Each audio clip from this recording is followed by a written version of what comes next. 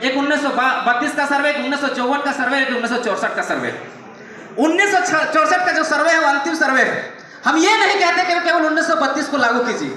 आप जिस जिला में जैसा सर्वे हुआ है, 1932 को डेडलाइन मारते हुए जैसा सर्वे हुआ है, आप वहां अंतिम सर्वे 1964 तक जाइए और जो झारखंडी है उसको आइडेंटिफाई कीजिए, परिभाषित कीजिए। ये हो सकता है, पॉसिबल है। और अगर ये नहीं हो पाता है तो एक उदाहरण और हम देते हैं। आंध्र प्रदेश अनुच्छेद 371 का डी में उसको बनाकर आंध्र प्रदेश के लिए एक स्पेशल प्रोविजन बनाया गया है। आप भी झारखंड के जो 9वीं अनुसूची की बात किए हैं, उसमें एक स्पेशल प्रोविजन बनाया। दादा कचहरी थोड़ा सा समझ लीजिए ना, ये सीखने के लिए आए हैं। तो सबसे पहले वो 371 डी का प्रोविजन बनाया जाए और 1932 लागू हो सकता है। इसलिए लड़ाई में कभी टूटिएगा नहीं, कभी फूटिएगा नहीं। और दूसरी बात, 1932 का खतियान या खतियान आधारित स्थानीय नीति नहीं बनता है तो मोतीलाल महतो आज बॉन्ड लिख कर दे रहा है कि झारखंडियों का भला यार 80 सालों तक 100 सालों तक नहीं हो पाएगा। ये 1932 का खतियान ही है जो हमें बाहरियों को यहां आने से रोकेगा। ये घोरना है, ये टाटी है, ये दरवाजा है। जब तक इसको लगाएंगे नहीं, जब तक इसको घोरेंगे नहीं, तब तक संभव नहीं। अब बात करते हैं संवैधानिक कैसे है। तो जब 66वां संविधान संशोधन जब 1990 में हो रहा था तो सीएनटी और एसपीटी एक्ट को 9वीं अनुसूची में डाला गया है और जिस दिन से उठाया 9वीं अनुसूची में उसी दिन से संवैधानिक हो गया। क्यों? क्योंकि 1960 का सर्वे के आधार पर ही 1932 का सर्वे किया गया है। तो संवैधानिक हुआ कि नहीं हुआ? और लोग कहते हैं कि लागू हो सकता है कि नहीं हो सकता है। तो दुनिया में इम्पॉसिबल कुछ नहीं है। लोगों ने कहा कि अनुच्छेद 371 खत्म नहीं हो सकता, लेकिन आज देखिए अगर अनुच्छेद 370 खत्म होता है तो संविधान भी खत्म हो जाएगा। देखिए आज अनुच्छेद 370 को भी हटाया गया और संविधान भी बचा रहेगा तो 1932 भी लागू हो सकता है। दूसरा प्रश्न है, क्या खतियानी आधार मान के क्या नियोजन नीति बनाया जा सकता है? बनाया जा सकता है। हम खतियान से कुछ नहीं कह रहे हैं, खतियान से केवल यही कह रहे हैं कि हमें आइडेंटिफाई कीजिए कि झारखंडी है कौन, और जिनके हाथों में खतियान है वही झारखंडी है, साफ शब्दों में। उसके बाद अब नियोजन का नियम बनाइए। नियोजन का नियम में क्या बनाना है कि 100 में 90 नौकरियां जो अगर सी और डी के निकलेगी तो 90 नौकरियां हमारे होंगे। और ऐसा नहीं कि एक झारखंडी मांग कर रहा है, पूरा भारत के 28 में से 18 राज्य से हैं जो ऐसी नियोजन नीति बना चुकी है। तो झारखंड क्यों नहीं बनेगा भाई? झारखंड में क्यों नहीं बनेगा? और हम कहते हैं अगर प्राइवेट की नौकरियां हैं तो उन्हें 75% हमारे बच्चों को दिया जाए। क्या गलत मांग कर रहे हैं? अगर ऑफिसर का पोस्ट है तो उसमें 75% हमारे बच्चों को दिया जाए। क्या गलत मांग कर रहे हैं? ये गलत मांग नहीं है, ये जायज मांग है, ये संवैधानिक मांग है। तो ये हो गई स्थानीय नीति और नियोजन नीति की बात। मुद्दा हम लोगों ने 21 नीतियों को लेकर चला है, स्थानीय नीति, उद्योग नीति, विस्थापन नीति, खनन नीति और टोटल 21 नीतियों का। पर अभी हम 2 नीतियों की बात किए, अब एक नीति की बात करेंगे।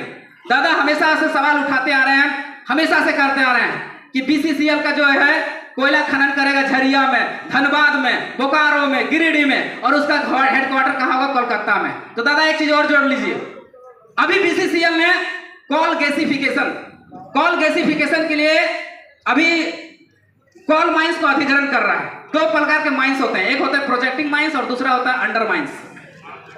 ई माइंस को 8 कोल माइंस को कोल गैसिफिकेशन के लिए दे दिया गया। इसका मुख्यालय कहां बनाया गया पता है आपको? झारसुगुड़ा उड़ीसा में बनाया जा रहा है। अभी बना नहीं है, इसका विरोध करना पड़ेगा, नहीं तो कोलकाता की तरह बन जाएगा।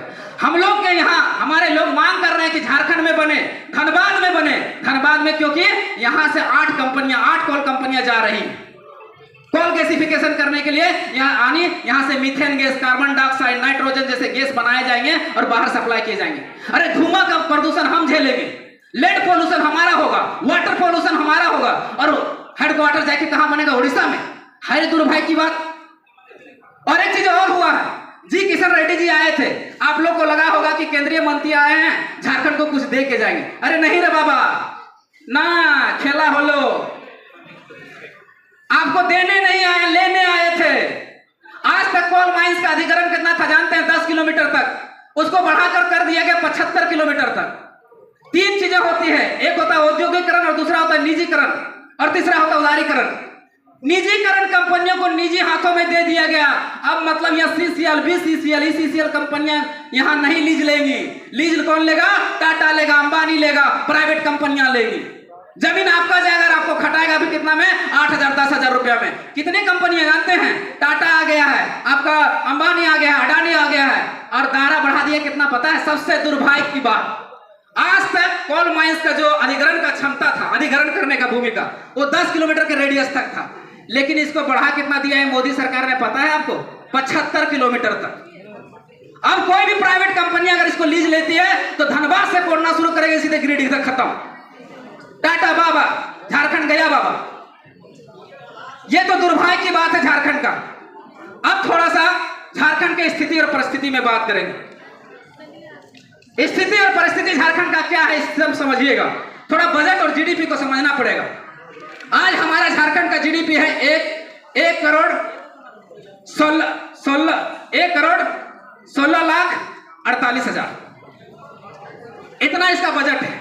और तेलंगाना का बजट जो 10 साल पहले जो राज्य अलग हुआ, उसका बजट है 2,91,000। कितना डिफरेंस आप समझ लीजिए 10 सालों में। हमारा राज्य जो विकास कर रहा है 7.4% के दर से विकास कर रहा है, और तेलंगाना 13.94% के दर से विकास कर रहा है। हमारा राज्य कहां, आप सोच के देख लीजिए। बात करेंगे शिक्षा का, बहुत अच्छा तो वक्ताओं ने बोला शिक्षा पर। अगर दुनिया चलेगी, शास्त्र भी कहते हैं कि विद्या विनय देती है, विद्या विनय देती है, विनय से पात्रता आता है, पात्रता से नौकरी लगती है, नौकरी से धन की प्राप्ति होती है, धन से धर्म, और धर्म से सुख की प्राप्ति होती है। लेकिन यहां सबसे पहले विनय को ही खत्म कर दिया गया, विद्या को ही खत्म कर दिया गया। हर राज्य अपना जीडीपी का 25 से 30% खर्च करती है, लेकिन झारखंड कितना खर्च करती है पता है? 6%। आने तो बाल बच्चा अनपढ़ रहतो, गवार रहतो, अशिक्षित रहतो, तबे तो झंडा ढोतो, तबे तो कैडर बनतो, और हमारे युवा पीढ़ी की करतो। जब चुनाव के टाइम है तो तखन फल्ला पार्टी जिंदाबाद, लाल पार्टी जिंदाबाद, हरा पार्टी जिंदाबाद। अरे भैया काहे जिंदाबाद? जिंदाबाद तुम्हारे बाल बच्चा का कैसे होगा? जिंदाबाद तुम्हारे परिवार का कैसे होगा? ये सोचो।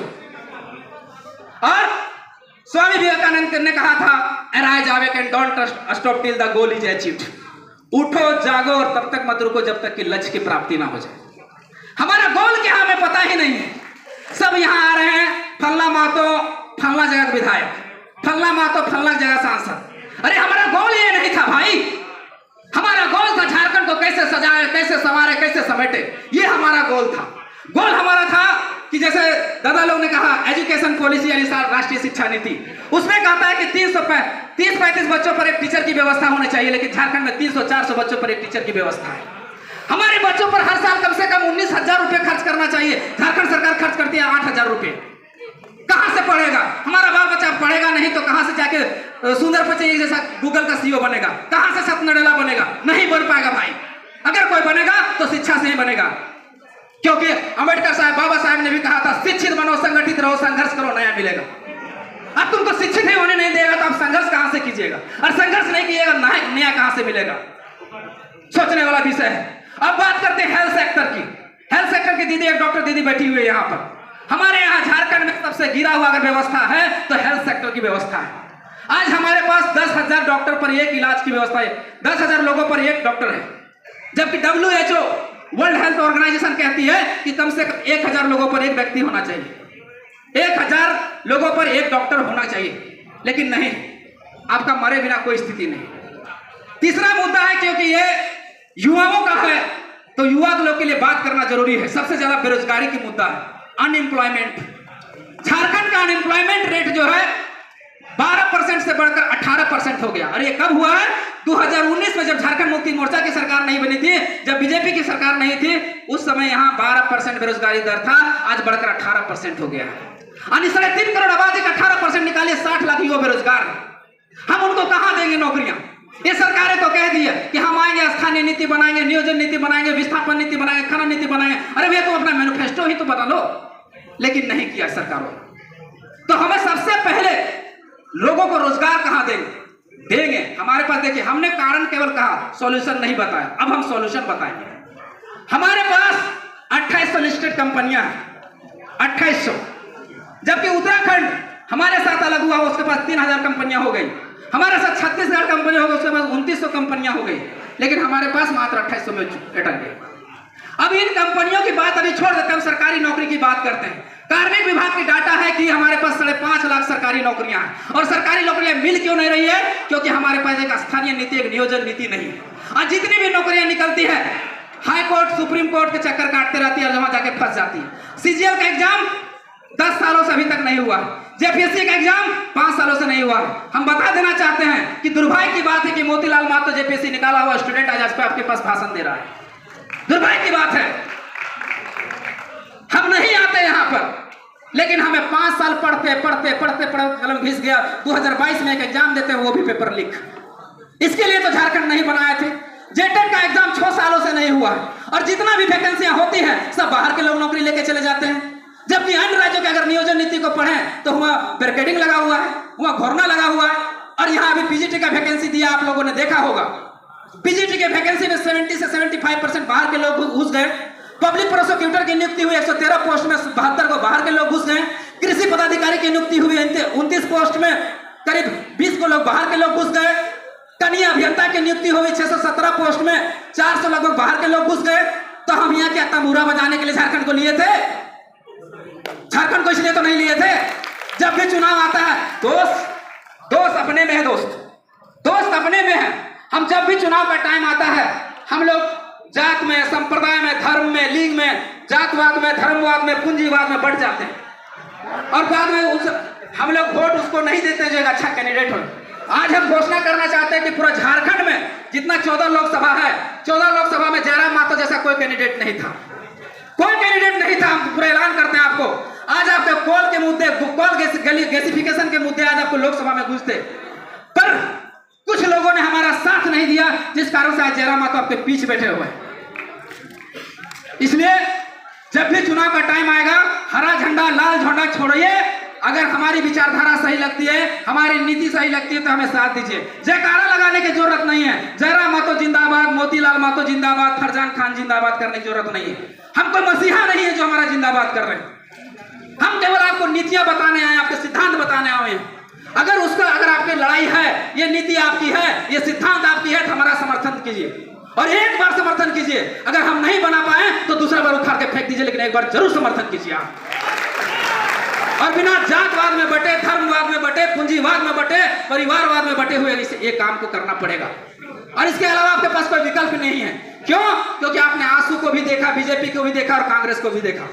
एक मुद्दा सबसे बड़ा आदिवासी भाइयों ने उठाया था, सरना धर्म कोड का। सरना धर्म कोड पे बात करना जरूरी है। भाई, सरना धर्म कोड किसने लाया? हेमंत सोरेन की सरकार ने लाया। कब लाया? जब उसको बेरमो का चुनाव जीतना था और दुमका का चुनाव जीतना था, जहां से उसने सीटें छोड़ी थी। उन्होंने क्या किया, आपके साथ कैसा गेम किया है, आप लोग उससे सवाल पूछिए। 1 मिनट दादा, बहुत जरूरी बात है इसलिए बात कर देते हैं। मैं समझ रहा हूं कि समय का अभाव, लेकिन जानना जरूरी है कि महासम्मेलन हमारा इसीलिए बना हुआ है। दादा क्षमा चाहेंगे।